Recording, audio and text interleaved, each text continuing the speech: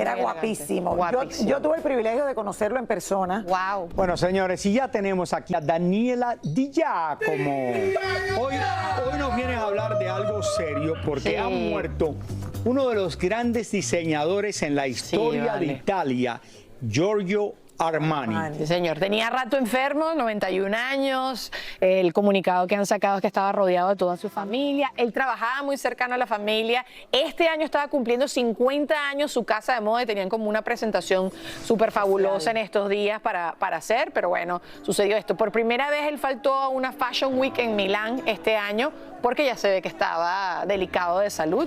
Entonces, y como tal cual dices, él se volvió muy famoso en los 70 y en los 80, sobre todo por los blazers, que vi a Milly que tiene puesto un blazer. Él tenía como unos looks que empoderó a las mujeres, era como working woman. Porque la gente que los trajes. Siempre, claro, era el saco con los pantalones. Eso. O sea, y él fue de los primeros que comenzó. De los primeros. Y todas queríamos comprarnos. Yo que lo hizo creo fabuloso. que de los más elegantes de Italia. 100%.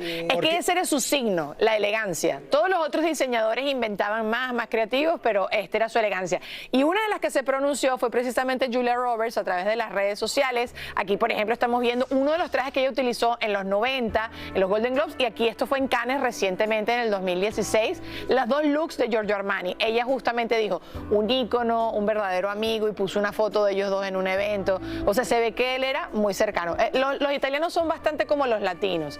Jennifer López también, en los Oscars del 2010, se puso este traje. Fíjate que es elegante, pero no es aburrido, ¿no? Porque uno siempre asocia la elegancia con algo de colores oscuros, bastante sencillo, y fíjate que tiene como igualito un showcito de diseño al lado, todo este tipo de cosas que el hombre era memorable. También Camila Cabello, por ejemplo, en los Grammy del 2019, se puso algo como bastante sencillo, más limpio, ¿ves? Es una cosa que simplemente es la tela que habla, pero sigue siendo un color divertido, juvenil. O sea, estamos viendo como diferentes... Era tradicional. Y que era tradicional.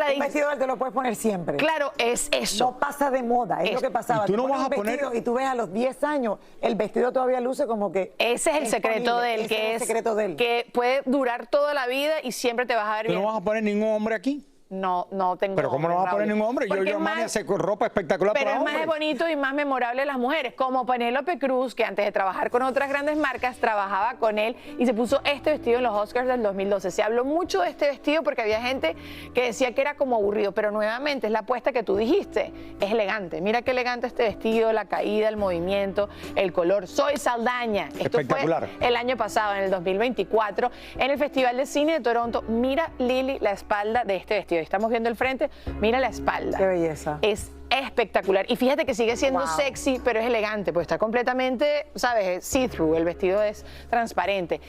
Este look que les voy a mostrar a continuación es algo que tú nunca pensarías de Armani, pero es del más allá y es uno que se puso Lady Gaga en el 2010.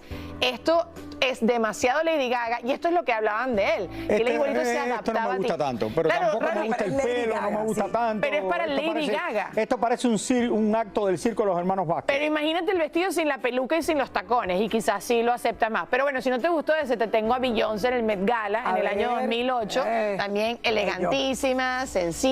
Míralo justo ahí también posando esto con sí, él. Esto me encanta. Súper elegante, es lo que dice Lili. Atemporal todos los looks. Mira el toxido que tiene ese hombre puesto, que seguro que es de él. Claro, y lo bello que luce ese toxido. Es que ese señor falleció viéndose así. O sea, estaba impecable, estaba ahí fuerte. Bueno, Katie Holmes también, su vestido de novia con Tom Cruise fue hecho por Armani en el 2006 y también, o sea, era multifacético, hacía desde trajes hasta vestidos de novia, ¿no? Entonces, a mí eso me parece que artistas como este hoy en día ya no existen. Y tiene de todo, tiene café Armani, tiene maquillaje, millones de perfumes, dólares. todo.